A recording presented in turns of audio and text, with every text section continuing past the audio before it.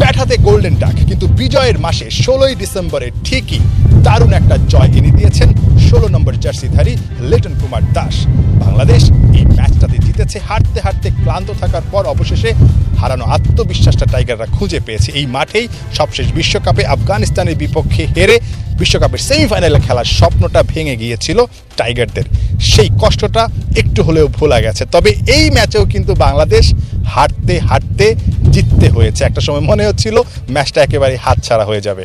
ঠিক ওই সময়টা আসলে কি কথা হচ্ছিল, মাহিদী হাসান যিনি কিনা এই ম্যাচের সেরা পারফর্মার, বল হাতে 4টা উইকেট নিয়েছেন 13 রান দিয়ে, তিনি কিন্তু কৃতিত্বটা দিয়েছেন লিটন কুমার দাসের। প্ল্যানিং করছে লিটনের ক্যাপ্টেন্সি আউটস্ট্যান্ডিং। লিটন অনেক সাহসিকতা ক্যাপ্টেন্সিতে আজকে দেখাইছে যে লিটন যে সময় যেটা দরকার সেটা করার চেষ্টা করছে। এবং ক্রিকেট খেলা আপনি দেখেন, আমরা প্রথম 6 ওভারে ভালো পজিশনে চলে গেছি, একটা পার্টনারশিপে একটা চেঞ্জ করে দেয়। সেম কিন্তু আমরা ব্যাটিংয়ে এরকম ছিলাম, বাট এমনই দিন শেষে আমরা সাকসেস হয়েছি এবং আলহামদুলিল্লাহ দিন শেষে আমাদেরই ভালো লাগতেছে।